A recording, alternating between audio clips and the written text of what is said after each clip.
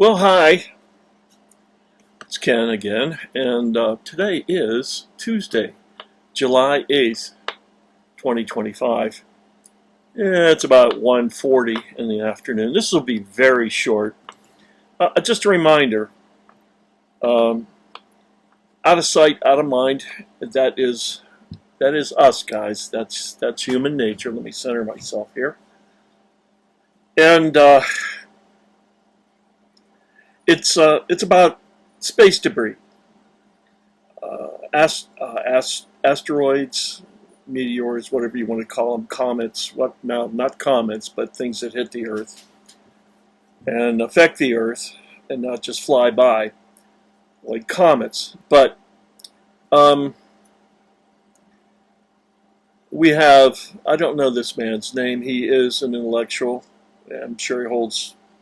I imagine he holds a or several PhDs.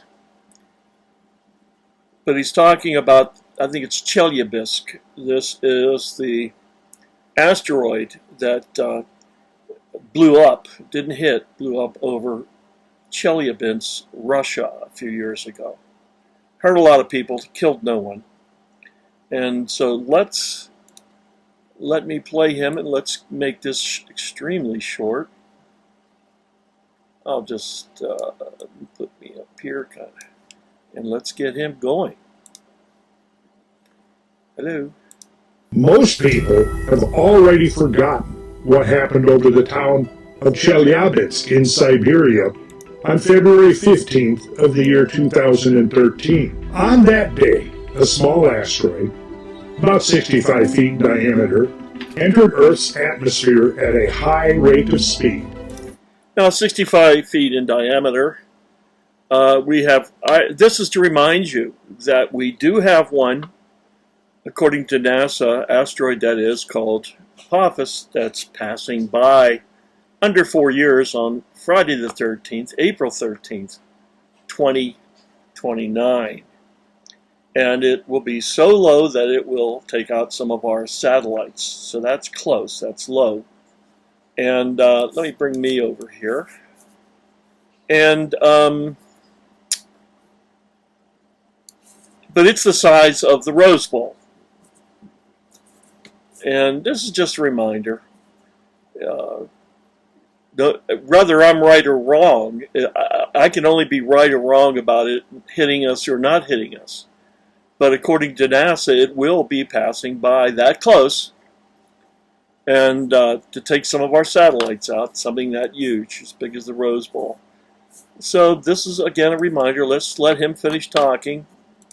Exploded with the force of a 500 kiloton blast, or about 25 times more powerful than the atomic bomb blast that destroyed Hiroshima.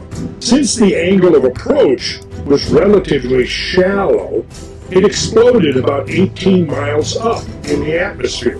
Even at that height, the powerful shock wave damaged over 7,000 buildings and caused over 1,500 injuries.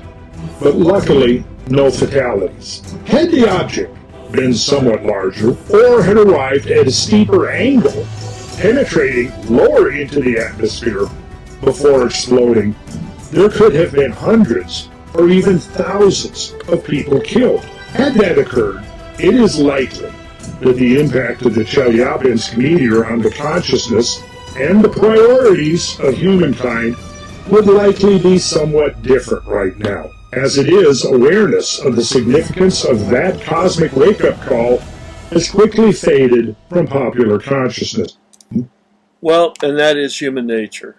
I do want to bring this up here where they show it coming in and lighting up things. Let's see. There it is. Let's bring this up.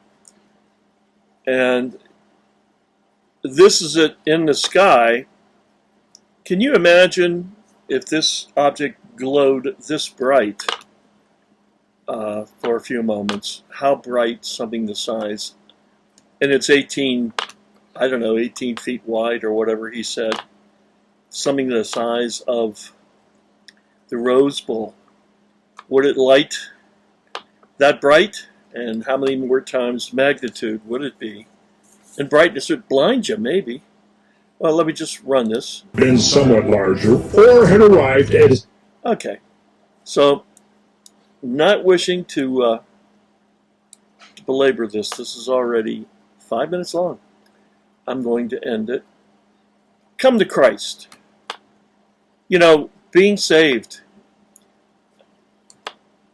is in your salvation from hell and forgiveness of your sin. It's for the asking. You ask Christ to forgive you, to take you to heaven based on his death as payment for your sins. And then you believe it. You believe he will do it for the asking. You're then born again. You're off the hook. Do you understand? It's just that simple. And of course, if the theory is right that Apophis is wormwood, then that means that the beginning of the trib is knowable because, well, I won't go into that. But you can go back into my, into my archives and see if I probably have more about Apophis wormwood than I have any other teaching. So God bless you.